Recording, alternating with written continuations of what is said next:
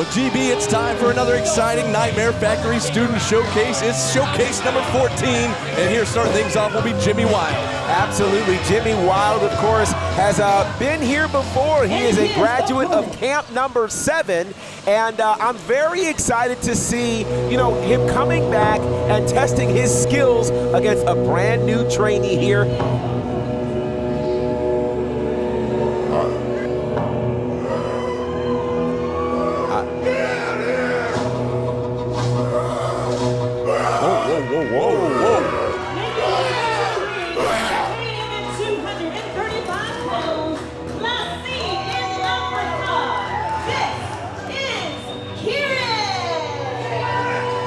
Talk about one of the most intense campers we've ever had here at the Nightmare Factory. Kiran, who, if you know some of his backstory, it's very bizarre. One of the most mysterious competitors we've ever seen here.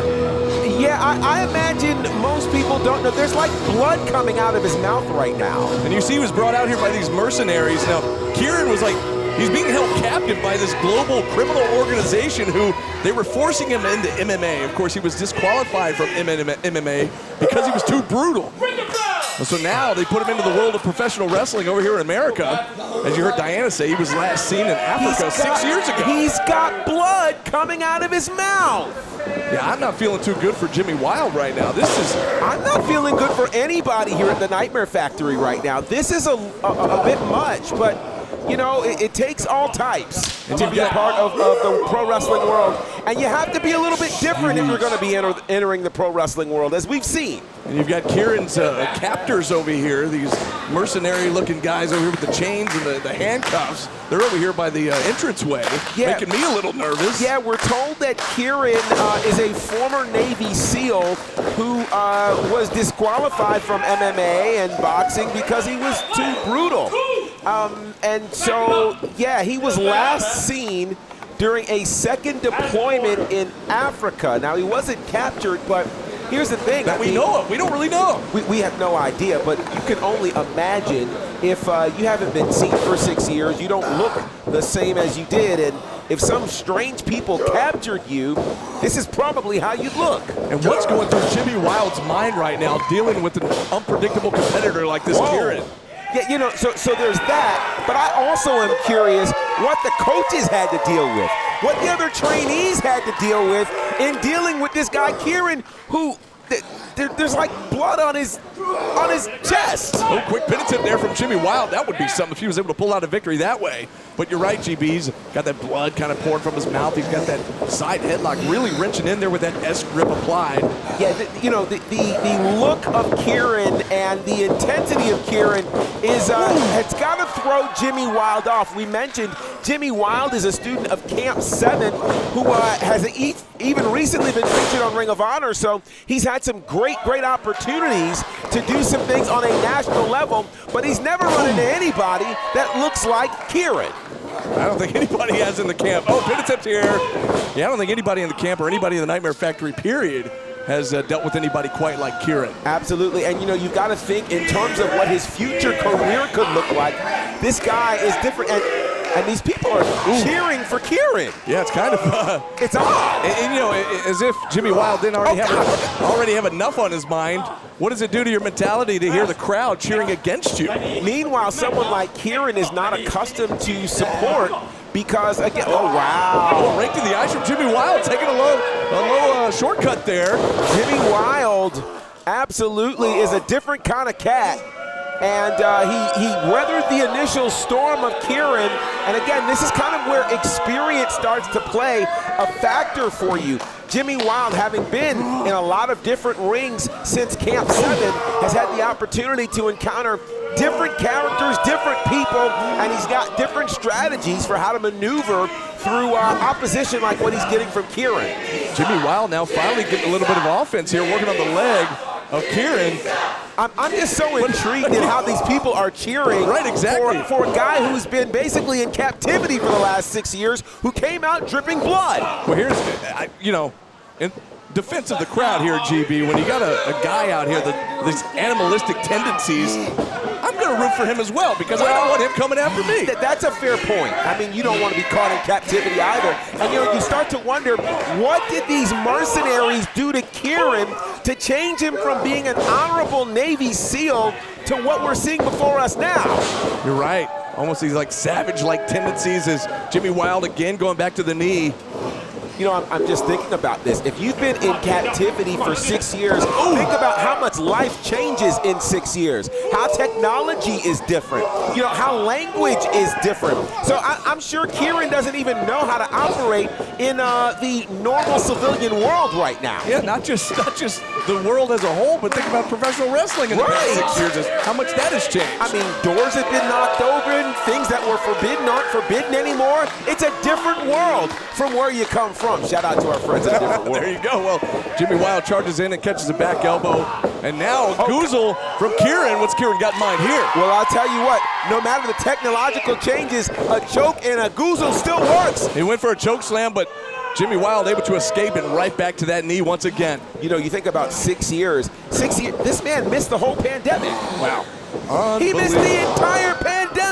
And now Jimmy Wilde still on that left knee, that left leg just wrenching in. I'm still blown away that these people are cheering for Kiran, and I imagine, everyone watching at home could be cheering for him as well. Well, we thank him for his service. Obviously, as we mentioned, a former Navy SEAL, but I mean, it's a whole different person than people were used to seeing 6 years ago. Yeah, we've got more questions than answers when it comes to Kiran. Like, honestly, why did these guys capture him? Who captured him? What did they see? Well, clearly they saw a former Navy SEAL, someone who likes to fight, someone who could do their bidding. Wait, penitent here, hang on. Whoa, count him. And here's what we didn't consider.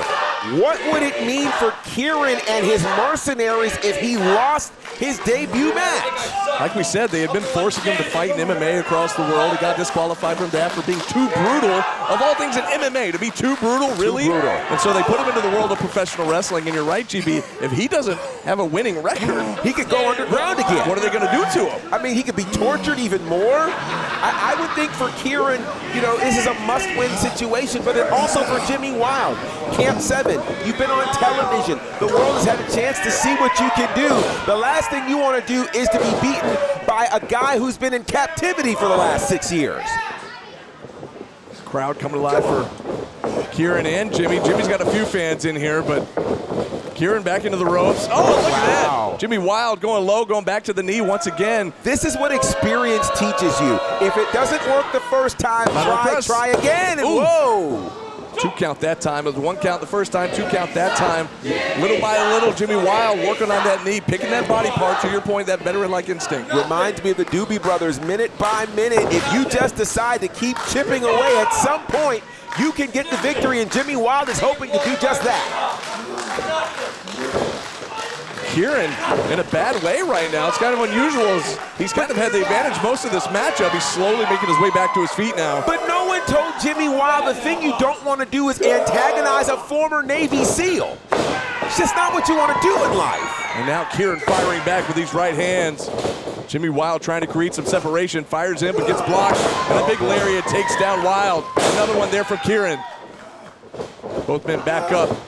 Kiran ducks a clothesline, and a huge lariat, flying lariat, takes down Jimmy Wilde. We have been so moved by the story of Kiran that we forget that somehow he's gone through this 12-week training class here in Camp 14. I just can't imagine how frustrating it had to have been for the coaches to try to communicate with this guy. Now he's going for the goozle again, but a kick right to that knee from Jimmy Wilde, able to escape. Wilde certainly, look at that kick from Kiran. Kiran responded quickly, and you got to think his background as a Navy SEAL, working in MMA, a former boxer. Here's a guy who loves combat, and you got to imagine at some point maybe he was fighting for his freedom and had to fight the mercenaries. I don't know, but certainly this is a scenario where Kiran is leaning on his instincts at this point. Kiran going up to the, perched up on the top turnbuckle now. What's he got in mind here? Looking a little But he's grunting. All he does is grunt. You hear that? From the top rope, go for a big frog splash, but nobody home. Jimmy Wilde rolls out of the way. I don't know what happens in the mind of someone like Kiran who, you know, is obviously a survivalist. He's someone who literally moves from breath to breath and moment to moment. Meanwhile, Jimmy Wild wants this win, and again, I'm concerned for the well-being of Kiran if Kiran doesn't walk away as the winner of this matchup. You're right, a big crash and burn there for Kiran. This could be the turning point for Jimmy Wild that he's been looking for as he charges in. Leapfrog up and over. And I wonder if Wild waited too long to take advantage of that. He may have, because now Kiran with the goozle once again. Can he finally connect?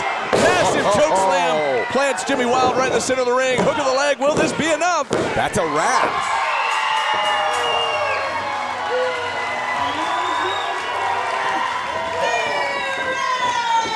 And this savage Kiran is a winner here tonight, and well, let's hope that that works out in his favor with these mercenaries that are waiting for him on the outside to take him back into captivity. Yeah, oh wow, and I forgot he wrestled in a chain. All rise for the Honorable Esquire, your judge and jury. The #1 Jason. Well, this is a pretty extravagant look here. Introducing first, from Fife, Alabama, by way of Wadsworth, Ohio, #1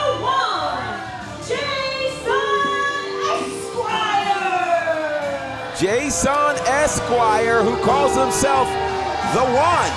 And a very extravagant look here to Mr. Esquire, who I'm hearing is an actual licensed attorney. You hear correctly, GB. Now, I'm not sure if I want him to represent me. You want him representing you? I don't know. I don't know him that well. We'll see how it goes tonight. He certainly will. And here's your opponent.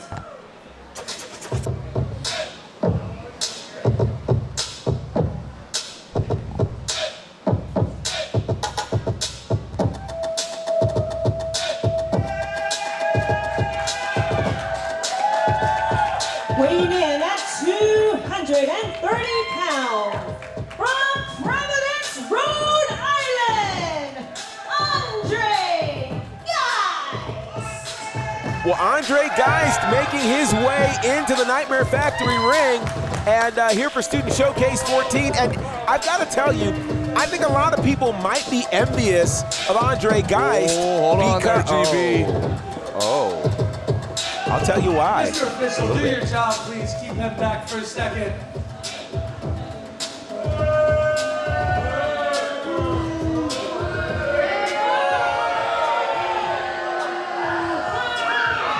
I am the One Jason Esquire, professional wrestling's greatest attorney, and I am here for only one reason. After a lifetime dedicated to serving ungrateful pieces of trash like every single one of you. Well, now, come on. All They you just met. did was spit in my face and stab me in my back.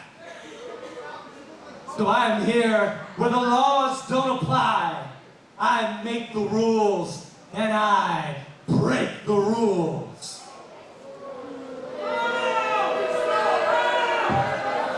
So all rise and feast your eyes on professional wrestling's newest nightmare, the One Jason Esquire. Well, Mr. Esquire making a point here. He's not done. I thought he was done. So what I'd like to have right now is a little silence in the court while I take my jacket off and show all you ladies a body so sexy Oh, wow. it ought to be illegal. Mr. Jason Esquire here, very much full of himself. As he mentioned there, he's, tried to help people in the legal world, and now he's just out for himself here. Well, that sounds like just about every attorney you know. Aren't they mostly out for themselves? Yeah. And we tried to talk to him a little earlier. He said he's professional wrestling's best lawyer. He's trying to put Mark Sterling out of business is what he told us. I don't know how lofty of a goal that is, but I'm just intrigued by the fact that he also calls himself a sexy attorney. Yeah, I don't know about all that. I've not met one. The ladies in here, I don't think, in our crowd, I don't think they took too kindly to this guy. No, they did. Big shot there from André Geist. André Geist absolutely doing what many want to do, and that is punch your lawyer in the mouth. And André Geist has had enough of all the talk, had enough of the profit circumstances, ready to just get this matchup underway with a big hip toss there. Absolutely. So what's so interesting is on one hand you have Mr. Esquire, who, as most attorneys do, has no problem telling us everything about himself. Meanwhile, André Geist is a mysterious character. Very mysterious. Yeah, we tried to talk to him backstage. Couldn't get a whole lot out of him. Certainly couldn't. I mean, you can tell he's kind of wearing your basic black attire here, as opposed to Mr. Esquire, who lets everybody know what his name is. If you don't know, you can see it on his tights. Big right hand there from Esquire. And another big hand, Jason. Esquire with the right hands to Geist in the corner now. Both men back out to the center of the ring. You know, very intriguing for both those incredible wrestlers who, again, are getting their attempt here. Hang on. Just a 2 count. Yeah, they're getting their first opportunities to really enter into this sport. And that's what's so cool about the Nightmare Factory. The Nightmare Factory is a place for people who have been in the wrestling business, who want to further their craft, but it's also a space for people who have never stepped inside of a wrestling ring to learn the basics, to learn the fundamentals, and in 12 weeks be able to do what they could not do prior to. And that's what we're seeing with both of these gentlemen in the ring right now. Jason Esquire with the advantage now. Geist back up. Gonna get sent to the ropes. Ducks a clothesline.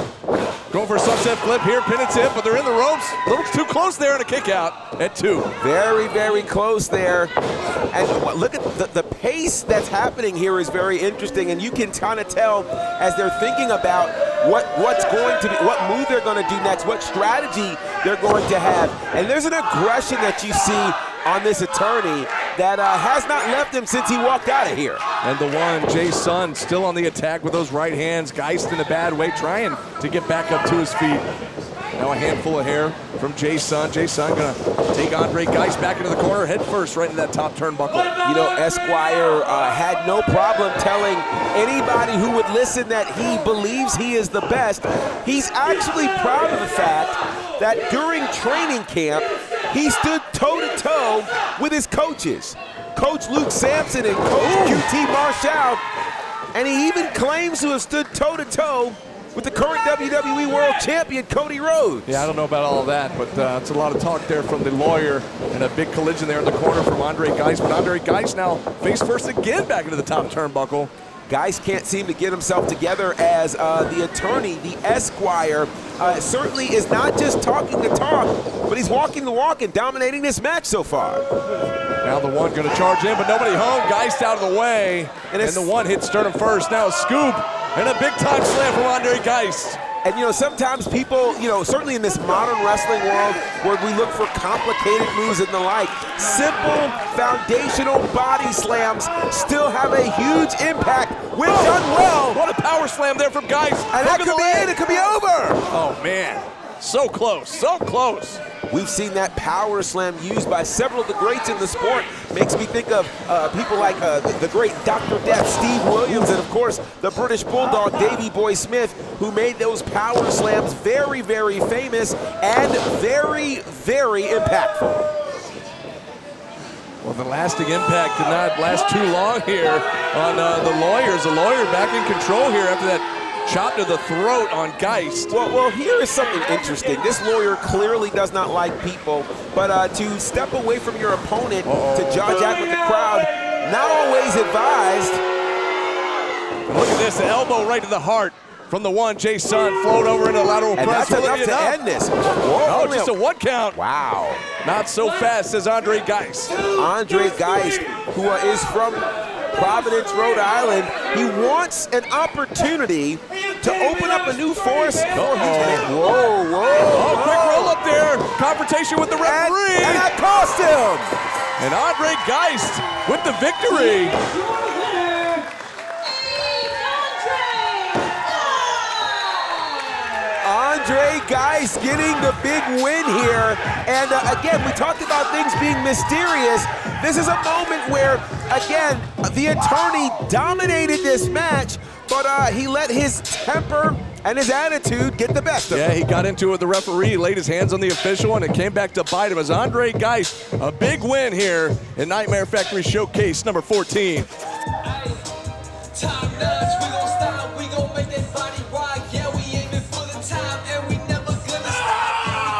It's about to get wild in here, GB. This 6-person tag coming up. It is going to get wild, and if my memory serves me correctly, in the history of 14 camps, this is the first time we've had a mixed trios tag match.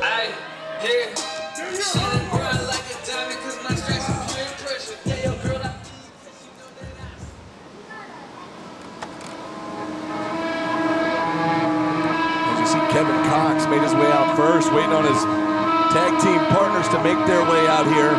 It's going to be interesting to see who joins Mr. Cox. So that right there, that's Klein. But who's going to be their third member here in this matchup? That's a great question here. We heard from our ring announcer, Diana Michelle, that it is a mixed 6-person tag match. So who's going to be the third person of this first tag team? The anticipation's killing me, GB. Right, it's building, it's building.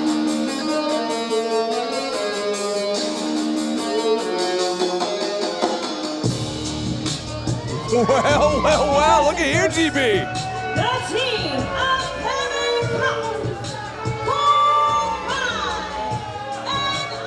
and Reade. So the third person of this team is one of the most respected graduates here of the Nightmare Factory. It's Isis Reade, who was at one point the youngest graduate of the Nightmare Factory.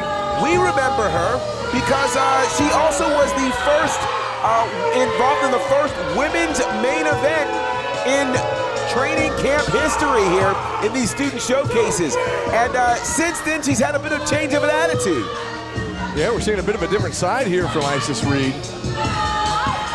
I'm really quite surprised to see this, but you know, people go through changes. She's still very young, and yeah, things are happening. And their opponents. We're gonna see how well that change does for her But yeah, as we learn who her opponents are. this trio not endearing themselves to this great crowd here at the Nightmare Factory, but here come their opponents. Oh, wow. The team of Tracy and QT Marshall. So we have Joey Z on your left, and of course you know who this guy is, QT Marshall from AEW and one of the trainers here. One of the head trainers at that. But now we need to find out who is their third member.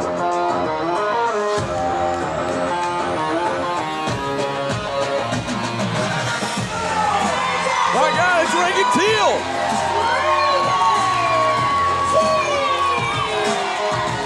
Ragan Teal, one of the more exciting members of this camp, Camp 14. A lot of people have been talking. Whoa. Things are about to get explosive here in this 6-person tag team matchup. Extremely explosive, and you got to think that the coach really wants to teach Klein a lesson, given the way he went after him immediately. The Joey Z fan club, and, yeah, they're out there, the contingent, the Joey Z contingent. They certainly are. And Coming alive here. That's one of the cool things here about these student showcases is, you know, a lot of these new wrestlers, their family and friends, they come to show up, and really that's kind of indicative of what their career could be like. When you're in the business, you want your friends, your loved ones to show up for you, to show up on the socials, to watch like many are doing right now on YouTube. And So we've got Kevin Cox starting out for his team against Joey Z, and of one thing we know about Kevin Cox, he thinks he's bigger than he is. Yeah, well, he believes he's the biggest man in the room, and honestly, you kind of have to believe that in this Got business. a black belt in Taekwondo. He's also got a boxing background, so he's no stranger to combat sports here, but the size differential could come into play here. Let me tell you something. The great Muhammad Ali, we call him the greatest because he called himself the greatest. You have to say it first before everybody else says it. And so if Mr. Cox believes he's the biggest man in the room, then by God, he's the biggest man in the room. You got Joey Z on the opposite corner here as he's going over a game plan with his coach, QT Marshall. Joey Z, of course, senior year of high school, was ranked #1 in the nation at goalkeeper in soccer. And now finally a collar and elbow tie up there. How about that? Cox sending Joey Z down to the canvas. And that's just going to show you that he is indeed the biggest man in the room. Joey Z now back in his corner, kind of going over a game plan again with Coach QT and, of course, Ragan Teal as well. You know, this has got to be somewhat of a challenge and an intimidating moment for a number of these members of Camp 14 to have your coach across the ring from you. Of course, Joey Z now showing off his strength as he sent Cox down to the mat. Now, Cox yelling at the crowd here as they're cheering for Joey Z. They certainly are, and Joey Z's enjoying that, and that's kind of what you want here in your opening contest. In your whoa! That was a little low here, but the referee didn't quite see it. It was in a bad position. Yeah, it certainly was. And I'm intrigued by this because, again, when you're the biggest, then you get to kind of prove that. And he's going against what many would say is a larger opponent, but, you know, it kind of reminds me of these stories where, you know, they talk about the eagle that thought he was a chicken. And the eagle that thought he was a chicken just kind of stayed in this space where he was limited and didn't try to fly because he didn't know who he was. I think the difference here is Mr. Cox knows very much he's an eagle, and he wants to fly, and he wants to be the biggest man in the room. A lot of counter hold after counter hold between these two competitors, and now Joey Z into the headlock, but he gets sent into the ropes and back with a big shoulder tackle, takes down Kevin Cox. And now is where Cox is going to see if his body is as big as his heart and mind are. Joey Z going to bring him back up and tag in Coach QT. And talk about proving a point here. In comes the coach. Double team maneuver here. Double suplex. Takes down Kevin Cox hard, center of the ring. QT floats over for a pin attempt here. And how about that? Just a 2 count there. Isis Reade gets tagged back in. And you know what that means. QT's going to have to tag in Ragan Teal. Well, and that's how this mixed tag rules will go. The women battle the women, the men battle the men. And so we're going to get to see Isis Reade taking on Ragan Teal. Very interested in this one. Ragan, of course, with quite a sports background herself. Surfer, wakeboarder, former race car driver, as a matter of fact. And she gets taken back into the corner by Isis Reade. Now remember, Isis Reade is from Camp 11, and so Isis has had an opportunity to be out there to get some reps. She's still doing a lot of training, and training with some big names as we've seen. Meanwhile, Ragan Teal, she's wanted to do this her entire life. Ooh. Oh, wow. Absolutely, she's been a fan since she's been a little kid, and of course, we've seen her on some of the Turnbuckle Championship Wrestling shows, part of the ring crew really trying to pay her dues in this business. Into the rope she goes, and a big clothesline takes down Isis Reade, and look at Ragan Teal. So I'm very interested. We're seeing obviously a change in attitude with Isis Reade. I'm intrigued to see how that's going to work for her. Uh-oh. Leg capture there by Isis Reade. Quick escape from Ragan, but a side headlock takeover. Strong side headlock there from Ragan Teal. And you know what's so exciting, again, the Nightmare Factory has produced some amazing talent, both male and female. And so it's great to see, again, these two new young stars really showing us, again, the future of women's wrestling. And man, women's wrestling has never been hotter. What a back suplex there from Isis Reade. Isis Reade, yeah, with definitely a size advantage here, just able to power up and power out of that hold and into a back suplex. And she put everything on that one. And now just laying the boots there to Ragan Teal, who's in a bad, bad way right now. Man, oh man, this new side of Isis is something else, GB. It really, really is, and I'm not used to it. I'm accustomed to Isis being so kind and so nice and so considerate, but you know, when you get in that ring and you realize, hey, I got to turn things up a bit. She's doing that, and that's how you get those W's. Just really laying it in there to Ragan Teal, and Isis also John with the referee as well with a snap suplex there to Teal. Gonna float over, hook the outside leg for the pin. Will it be enough? No, 2 count. I'm very intrigued again. You know, when Isis Reade's attitude was different, we saw her really depend a lot on high-flying moves, great technical moves. Now it's a lot of ground and pound, adding some power in there too. And this is a different presentation for Reade. Oh, but it's now, that cradle. Will it be enough? it gets countered. Wow. Great Teal. counter, double clothesline here. Both ladies with the same idea, and both competitors down now. As Teal almost stole that victory. I think it shocked Isis Reade. It shocked a lot of the fans in here as well. Absolutely, this is Teal's first match. And you know, there are those moments where you sit on your couch and you dream that you could possibly be in a wrestling ring. Whoa! Now Kevin Cox is back in, but I think he wishes he was not. Oh my God! Pop-up power punch right to the jaw, and now Klein gonna get brought in the hard way by Coach QT. There is an aggressive nature to what we're seeing from the coach, which is far different than anything we're accustomed to seeing. And whoa, almost that diamond cutter. Yeah, looking for the diamond cutter, but a shortcut there by Cox. Springboard. Oh! Springboard cutter from Cole. Could that be it? Oh, no way. Hook of the No leg way. there from Cox. He's got him. Cox, a legal competitor there, going for the pin, but it was just a 2 count. And now Cox getting into the face of the referee, Lou Santiago. Now, correct me if I'm wrong, but in my memory bank, this is the first time in the history of the Student Showcase that the Coach QT, has actually gotten in-ring in the middle of a sanctioned match. You know, I think you're right, GB. We've seen him make cameo appearances here and there. Right? But, going for a big chop. Big knife edge chop there from Cox. Woo! And now QT gonna show him how it's done the right way. QT says if you're gonna chop me, chop me. And if you don't know how, let me show you. Silence, silence, silence. Good job! Oh, man! Woo! Good nut!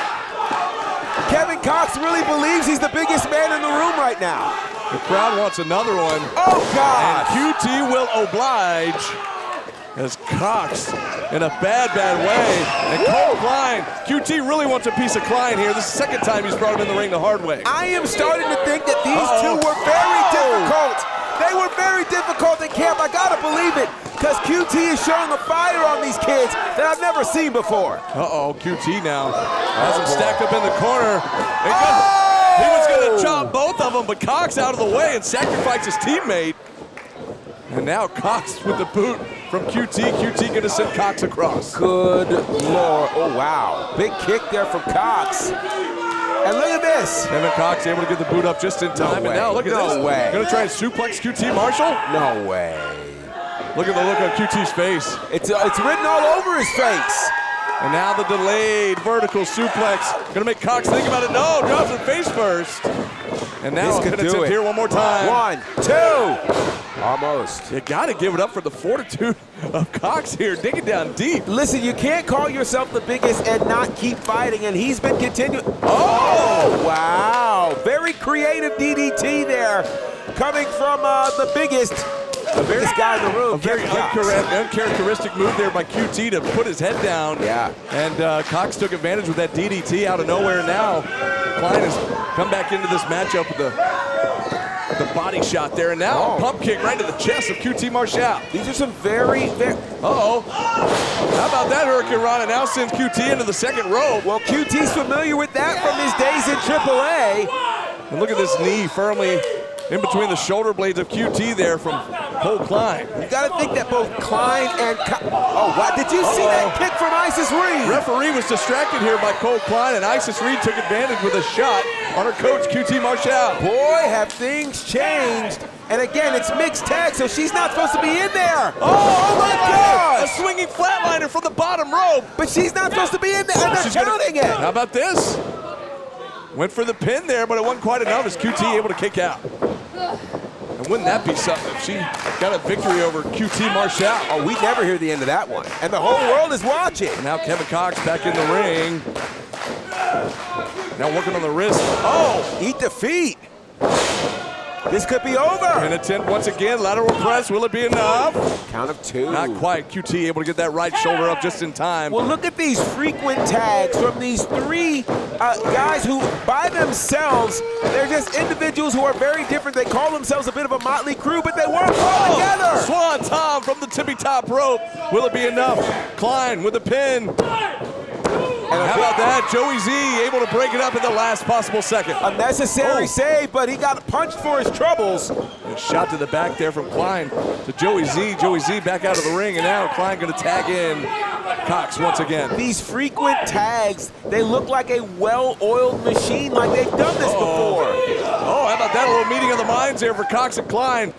Now QT with a, how about that? How about that maneuver? That's a great combo maneuver there. Looks like a DDT flatliner combination, whatever you want to call it, but QT now trying to fire back up, and this crowd here at the Nightmare Factory firmly behind him. They certainly are, and QT Marshall may need to make a tag to one of his partners, and he tags in Teal. Ragan Teal with a big clothesline, takes down Isis Reade, and another one there from Teal. And now business is picking up for sure. Into the ropes goes Reade, big hip toss from Teal to Reade. Teal has won at this moment her entire life. She's been a wrestling fan her whole life. Oh! Massive spine buster there from Ragan Teal. Teal really countered in a great way with that spine buster. Pin attempt there, gets broken up by Kevin Cox. And here comes Joey Z with a spear. And now going for the clothesline there on Klein, but Klein counters into a DDT.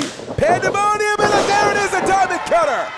QT Marshall with a diamond cutter. Oh, look at this, DDT. Whoa! Tilt-a-whirl DDT from Isis Reade to QT Marshall. And now a back elbow there from Ragan Teal. And now Teal. Tornado DDT from Teal to Reade. Well done. Pin attempt, pin attempt. This could be all. Got her. What a match. Wow.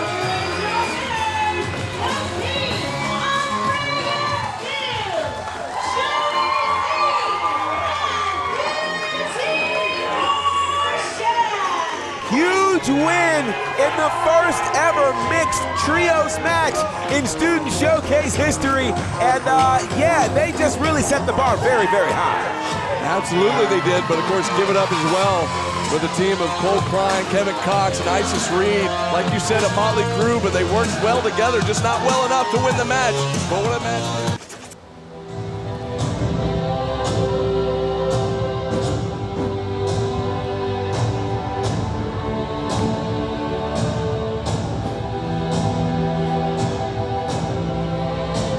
Introducing first, from Johnson City, Kansas, the team of Pendragon and Kalvin, Marquis, Leroy. You pitiful wet. His name is Leroy. The Marquis, Leroy, not Leroy, Leroy. So I guess we better make sure we get it right. It's Speaking of Leroy, gonna take the microphone here. All you peasants, shut your mouth. You will get my name right. It's not Leroy, it's Leroy.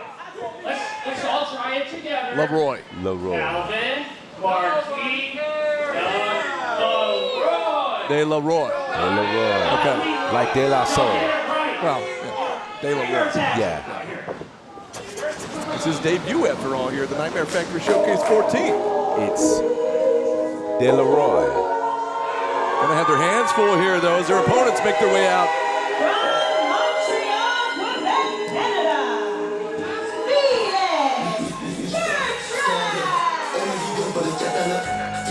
Felix Bertrand is here. Very excited to see what he's going to do. He's got a great look, and you can see he's very, very proud of representing Montreal. Meanwhile, the other team here ripping up a fan sign at ringside. Yeah, they don't like the whole Leroy situation. But here we go with Bertrand's tag team partner.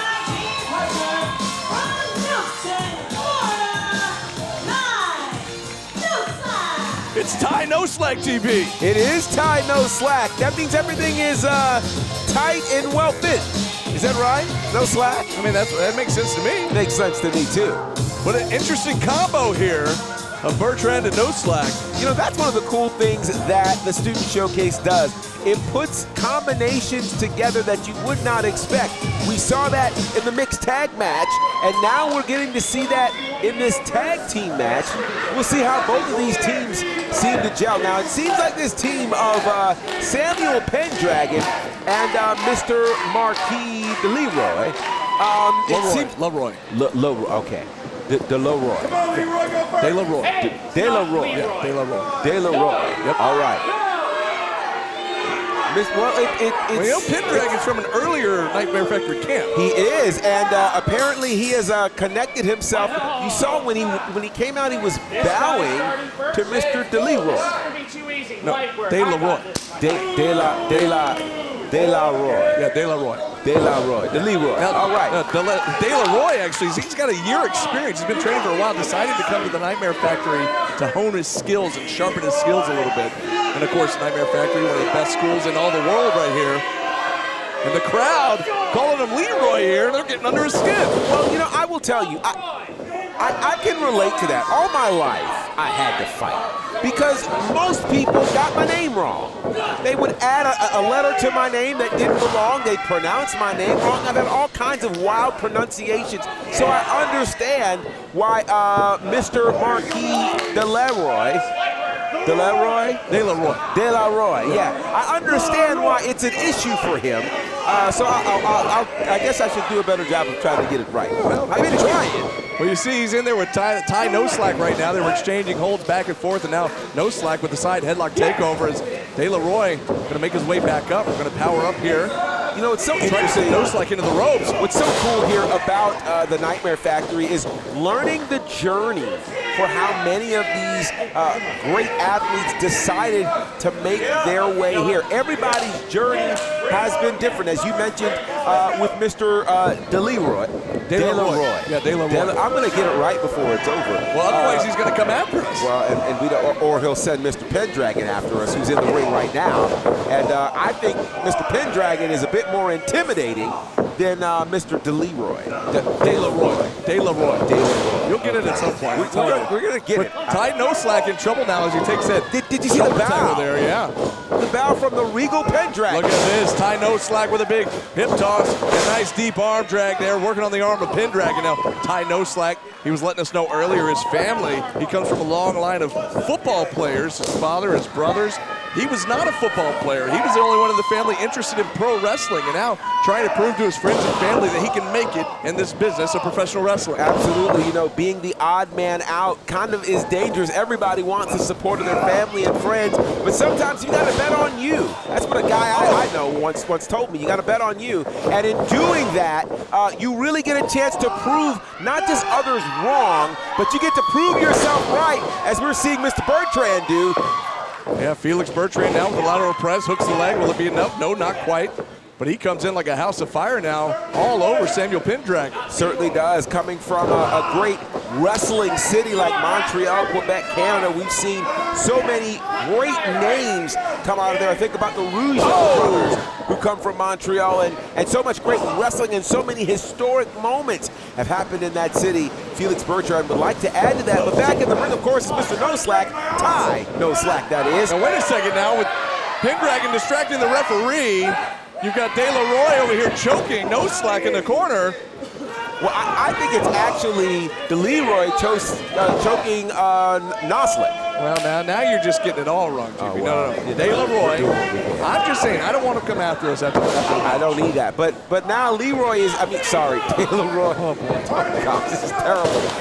He is in the ring. I got to be careful because he might look at me and might hear me. He's already looking right this way as he's laying the boots to Ty NoSlack right now. NoSlack in a bad way, desperately needs to make a tag as Bertrand's on the corner, itching to get in. Well, I certainly hope NoSlack got his name right. Maybe that's why he's catching those boots and catching those L's right now. He's going to be bringing the boots over to you in a second if you don't watch it. Not. And now a rake of the eyes across the top rope there from De Leroy to NoSlack.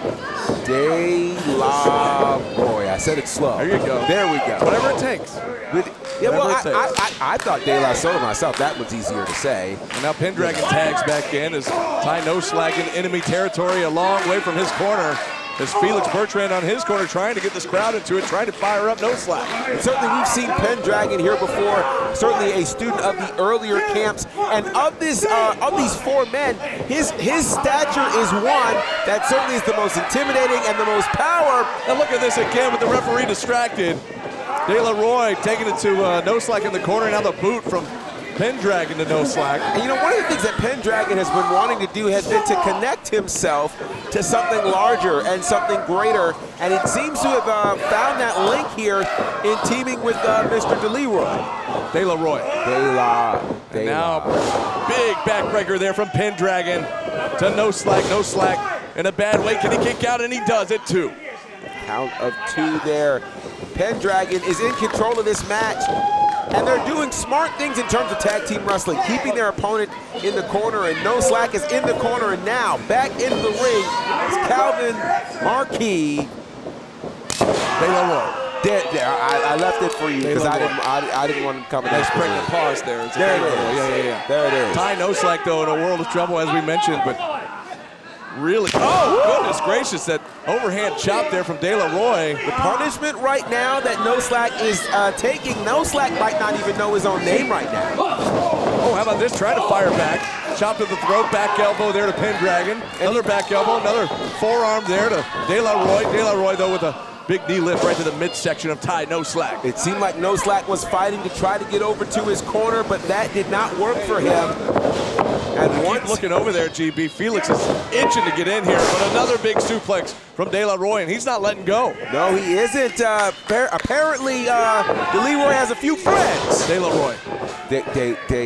Well, there's 2 of them. There's 2 of them. Let's see if he can connect it with that 3rd friend here. He's pointing at Felix, saying, "We say this one's for you." What? Yeah, he says you're next. Uh-oh.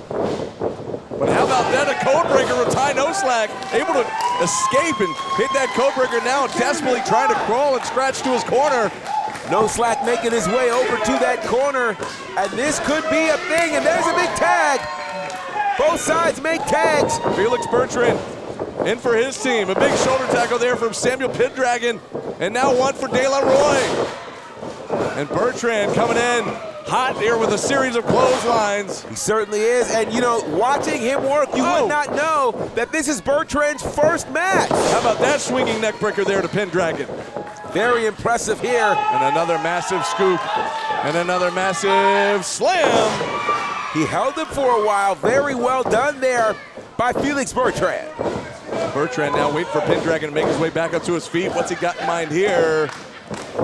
How about this? Up on the shoulders, fireman's carry position. And a tag into Ty NoSlack. What in the world do these 2 have in mind is NoSlack? Oh, what a cutter! TKO-like maneuver there from Felix Bertrand, and up to the tippy top rope goes Ty NoSlack with a big frog splash. Could that be enough? Pin attempt here. As you see Felix trying to hold off De La Roy, and that's it. Wow, what a tag team match, GB. Here are your winners, the team of Felix Bertrand and A big win there for Bertrand and NoSlack. Again, both of them having their first match ever. What a great way to debut in the world of pro wrestling. Great tag team chemistry. I love to see them work together again.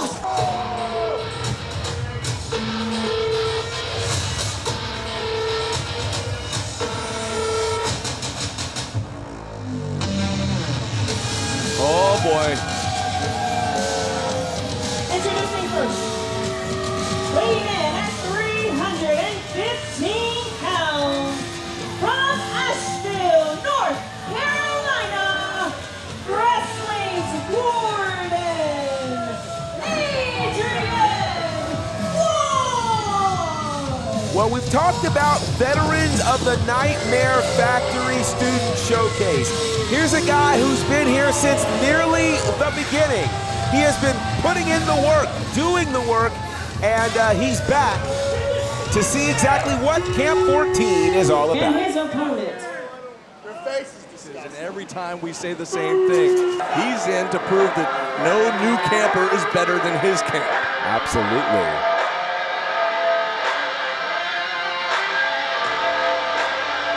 Who's it gonna be, GB? That's the question. Oh, looky here. Now listen to this place. Weighing in at 215 pounds, from Lake Wales, Florida, Undeniable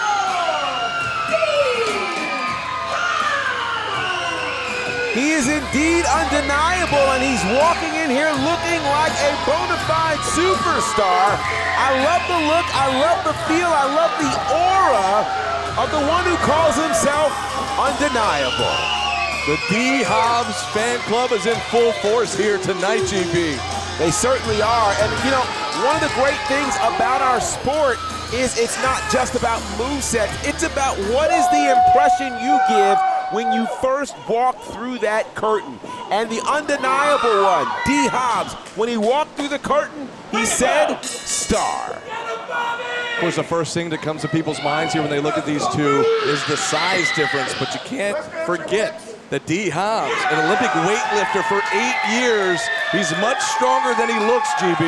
He certainly is, and he's gonna have that opportunity to prove that against a man who is literally 100 pounds heavier than him.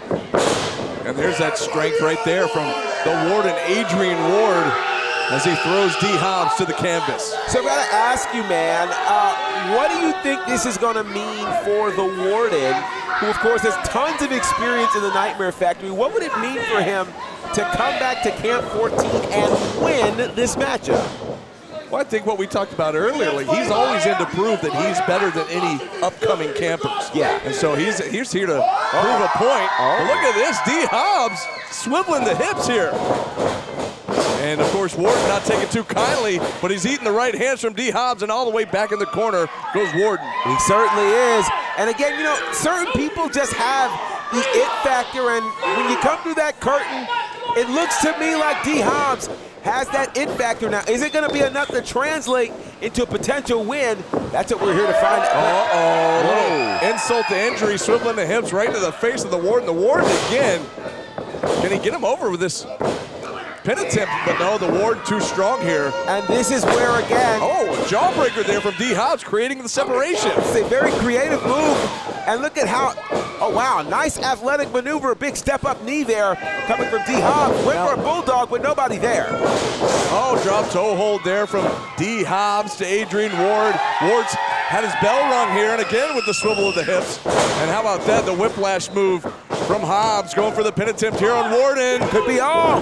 No. I think Warden is stunned right now. I don't think Warden knew what to expect here with D Hobbs, but D Hobbs is coming out here and he's not playing around. Well, certainly wrestling's Warden is accustomed to be, oh my gosh. How about that backdrop right onto the almost like the metal part of that top turnbuckle.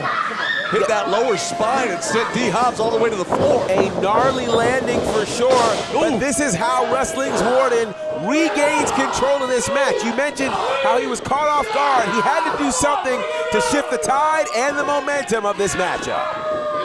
And he's like the Hulk, now he's angry. And as you like to say, You're not gonna like him when he's angry. now the Warden now, finally with the advantage in this matchup. And it's really something, you know, again, when you come out through that curtain and you're so excited and you've got all of that momentum, you hope it lasts through the entire match. But I think D Hobbs is now about to learn what does it mean to overcome adversity here inside of the ring.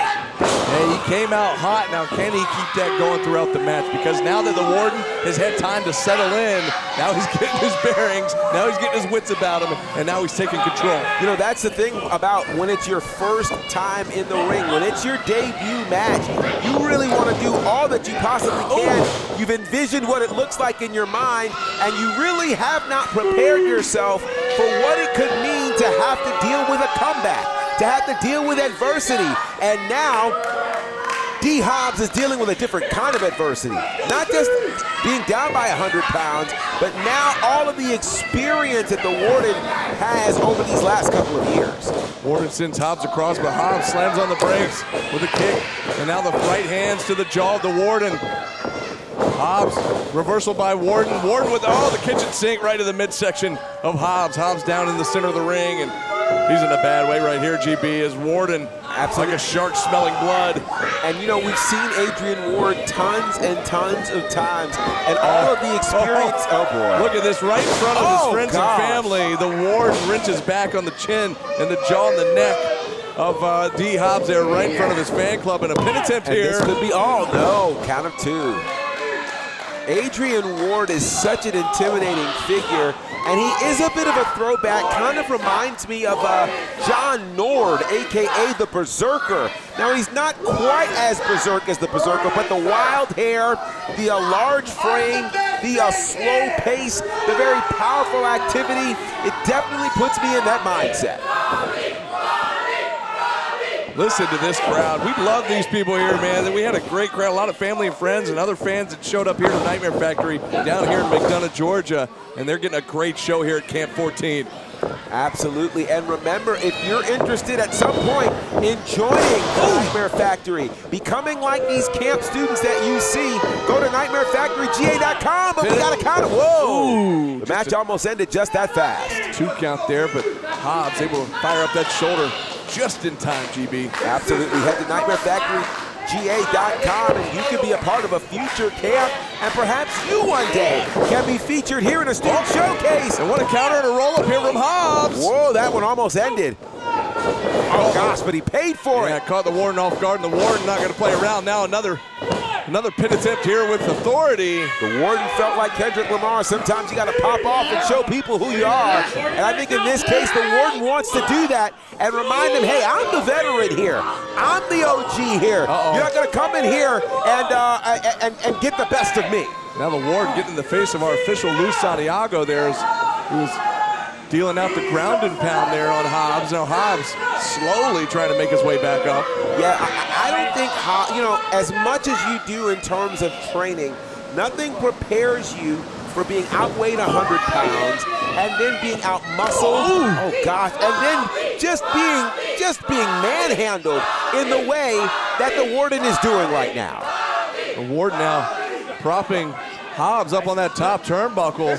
Both men in a precarious position here. This might not end well if they're not careful. A headbutt there from Hobbs, able to get Warden back down to the canvas. And look out, missile drop kick from Hobbs, takes down the big man. Beautifully done there by the undeniable one. And now we're going to get to see just what D. Hobbs has in the tank. Can he take advantage? Can he capitalize here? So much has been taken out of him, GB, but to your point, how much is left? That is the real question, and we're about to find out. You know, it's so cool when you get to this space where you can be featured on a student showcase, but the one thing you don't want to do is get here and be unsuccessful. You don't want to lose your opening match. Warden misses with a clothesline, catches a shot right to the chest, right to the sternum there from Hobbs. Hobbs trying to take the big man back down. Ducks another clothesline, and a big flying splash. No, sends Warden back into the corner, but Warden's still on his feet. Hobbs is having to realize that it's going to take a multi-pronged attack to take the Warden off of his feet. How about that step up enziguri from the ring apron? And now Hobbs going back up top once again, and a big back elbow to the back of the head on the Warden. The Warden finally down. That's what he's been working towards. That is what D. Hobbs has been wanting to do. Could we get to see that Olympic level strength show up here? Uh-oh. Perhaps looking for a scoop slam, but Warden now firing with those elbows to the back of the head. Oh! Whoa! Massive spine buster! Massive spine buster! This Will could it be be enough? all. Whoa. Oh my goodness, GB. I thought he had him there. The velocity, the intensity of that spine buster could have proven to be all, but the Warden found a way to stay in this matchup. The Olympic weightlifter able to get the big man up for that spine buster, and it shook the whole building here. Certainly did. And it sounds like the crowd wants him to do it one more time.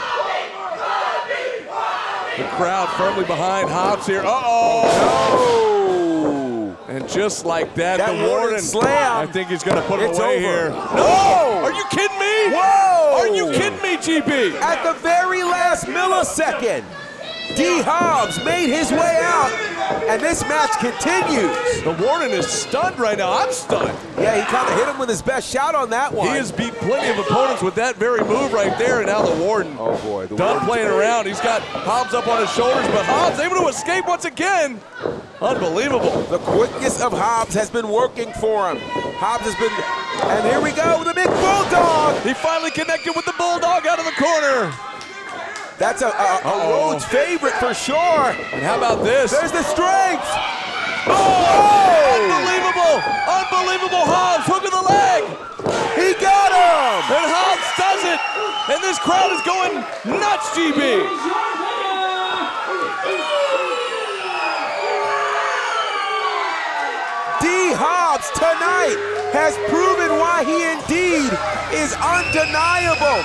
All of that Olympic weightlifting training paid off in a big way, as not only did he take the Warden off of his feet, he managed to use that finisher to get the big win, his debut win in the pro wrestling industry. What a moment for the undeniable D. Hobbs. From being a lifelong fan to his very first match here at Camp 14 Showcase, D. Hobbs with a huge win here tonight.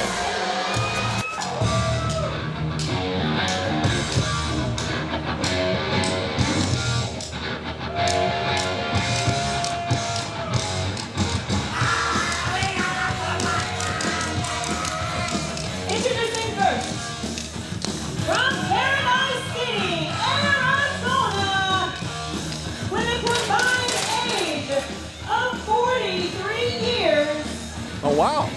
That's a new stat. Of Nikki H and Tommy Mars, the Superstar. Well, take me down to the Paradise City, GB. It's the Superstars, Tommy Mars and Nikki H. They are certainly here, and I think this is the first time I've ever heard a tag team introduced with their combined age. Yeah, these guys always doing things a little bit differently. And that's a good thing for them. They've been making an impression all over the wrestling world, and they're back where it all started. They're strumming, they're drumming. See Nikki 8 there with the guitar. And their opponent, They're going to have their hands full with these new campers here from Class 14. They certainly are. weighing in at 175 pounds, from Atlanta, Georgia, Dennis Klein. And his tag team partner, weighing in at 220 pounds, from Chicago, Illinois, Lee. So we've got the team of Dennis Glass and D. Lee, students from Camp 14 challenging, and I guess it's safe to call them veterans in the space of the student showcase, Tommy Mars, Nikki 8, the Superstars. Hey, we don't know. Who's gonna start the match here, GB? So, how about we did a little bit of officiating, baby? Watch this. What we got going on? Oh, they're going to do Hey, scissors, rock. oh, paper, scissors, rock, trying to decide who's going to start the match here. They both chose rock. One more time. And that's not a surprise. Rock, paper, scissors, rock. They got to figure out something other than rock, though. 3 times. Well, they're rock and rollers. Well, it makes sense. Well, maybe they should try roll. Rock, paper, scissors, rock. And roll, baby. Rock and roll, there you There go. it is. Well, still, who's going to start the match? We still didn't get an answer here. We don't know, but there's some interesting moves that are happening in terms of greetings involving Glass and D. Lee. Yeah, I think they're just ready to go. They're tired of all the games and shenanigans here, and it looks like it's going to be Tommy Mars for the Superstars. And Dennis Glass starting things out in this matchup. I'm very interested to see what Dennis Glass brings to the table. We have seen, of course, Tommy Mars, Nikki 8, the Superstars. They've been all over the place. They've been on Turnbuckle Championship Wrestling. We've even seen them recently on Ring of Honor. And that's one of the things that, again, coming through the Nightmare Factory does for you is it opens up the door for you to end up in multiple places on television. And if you are a pro wrestler, the goal absolutely is to end up being seen by as many eyes as possible. And that's one of the things that the Nightmare Factory does for its students. How about that, Dennis Glass? You saw Nikki 8 going for the single leg, but Glass able to avoid into the rear waist lock, but now Nikki 8 showing his strength. But how about Glass right back there on the attack with those arm drags? Dennis Glass seems really unassuming, but he also seems extremely athletic. Right on cue. Back handspring into the elbow right there to Nikki 8. And now doing the smart thing, cutting that ring in half, gonna tag in D. Lee as they go to work on Nikki 8. D-Lee, the taller of all of these competitors. Whoa! Tommy Mars thought better of it. He stuck in the ring and then slammed on the brakes, but he distracted D-Lee just enough for Nicky A to take advantage. You know, D-Lee has the size advantage in this match, but that experience factor, which of course belongs to the Superstars, is enough to chop down even the largest tree. Uh-oh. How about that? Gossador into a splash there from the Superstars. D-Lee, of course, no pin attempt here. Hang on. Tommy Mars just for a 2 count, but D-Lee, of course, a 2-time All-American collegiate wrestler. Got a great look, great physique, and a great personality, as we talked to him before the show, GP. Yeah, he certainly does. He's a really fun-loving guy, and he wants the whole world to know something that I probably wouldn't share on my own, but he wants everybody to know that he has the world's smelliest dog. And his dog's name is Burger King, by the way. Because he eats burgers. I don't know if they're not a sponsor or anything, are they? I don't know that they're a sponsor, but I do think those burgers might have sponsored the smell on his dog. Well, D-Lee taking it to Tommy Mars, but Nicky 8 trying to get involved in this match, and D-Lee going to bring him in the hard way here. Certainly is. D-Lee Nice. Nicely dropping done. Nicky 8 right on top of his own partner, Tommy Mars. Pin attempt here. I was starting to wonder if D-Lee would recognize his size advantage and use that to his advantage, and he's starting to do that. Definitely got the reach advantage, the tallest competitor in the ring, as he now tags in his partner, Dennis Glass. Oh, wow, nice maneuver there. Tommy Mars able to fight out both men right now. And this is that tag team experience that we've seen from the Superstars, who have, again, had a chance to travel all over the wrestling world, and now things are getting a little bit chaotic. And they've worked together so much. Nice suplex there from Tommy Mars. They've really kind of honed that cohesiveness. Yeah, and that's the beauty, again, of doing what they've done and the beauty of experience. You really get to know your partner. It's like us. We work together. We know what we're thinking. We know what we're going to say. We can anticipate it before the other even says it. See, my point. My point. And that is the challenge right now that the newcomers, Dennis Glass and D-Lee, have. What kind of chemistry and camaraderie do they have in the ring? This is their first match, both of their first matches. So even if they were friends outside of the ring, when they've not worked together inside of the ring, it certainly impacts what their continuity would be. Well, I mentioned D-Lee being a 2-time All-American collegiate wrestler. Of course, Dennis Glass, an amateur wrestler in his own right. He's also 2.5 years in Taekwondo, so very familiar with the contact sports. He certainly is. He's a young, educated man as well, currently in the midst of attending Georgia State University, studying for his business degree. Well, he's in trouble right now as he's all the way across from his corner now. As you see on his corner, D-Lee trying to get in. He's itching to get in right now, but Dennis Glass in a bad way. You can certainly see not only is Glass in a bad way, but Nicky 8, Tommy Mars, they're doing smart tag team wrestling, cutting off the ring, not allowing Glass to just readily head over to his corner. But he was firing back, and he was, just a fingertip away. And he can't quite get to his corner as Tommy Mars tags back in Nicky 8, and now the Superstars go back to work on Dennis Glass. You know, we've talked about the experience that the Superstars have had. You were there, actually we both were there recently when they took on the Infantry from Ring of Honor and AEW, and something special happens when you battle that caliber of team. Teams that have been traveling all over the world, teams that have been on television, they automatically make you better once you've been in the ring with them. And to your point, that's all it's going to do right now for Dennis Glass and D-Lee is make them better by taking on this team, the Superstars. Right now, Dennis Glass has to figure out something to get a tag here because he's still in a bad way. Well, let me ask you, what do you think is going through the mind right now of Dennis Glass? You know, here it is. This is his lifelong dream. Oh, no. Hang on, GB. This is that new move they've been working on. I believe it's time for Hakua. And there it is. Oh, my. Is that going to be enough to put Dennis Glass away, though? That's the real question. Oh, Nicky 8. This is great tag team work here. And whoa. Smart move for 8 to take Lee off the corner so he couldn't break up the pin attempt, but luckily for Glass, able to get the shoulder up anyway. And that's the wherewithal of Dennis Glass. We're learning a lot about his character and his fortitude, how this man is not willing to give up. He's willing to keep fighting. That's obviously what you had to do in spaces of Taekwondo. It's also what he probably learned from his influences like AJ Styles and the Great Muta. Never give up. Always keep fighting. And he's going to have to do just that to get all the way across the ring to the opposite corner and tag in his partner, D. Lee. It's funny, as you mentioned the Great Muta, he actually, Dennis Glass actually kind of has the physical body type look at of this. the Great Muta. How about that inverted atomic drop there to Nicky 8. Back elbow to Tommy Mars. And a big haymaker there to Nicky 8, but he missed. Oh, look out.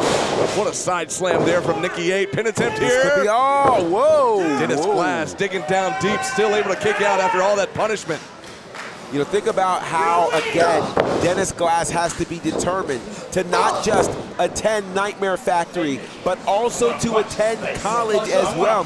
That is a lot of work for someone who has decided, hey, I want to be a pro wrestler and get my degree simultaneously.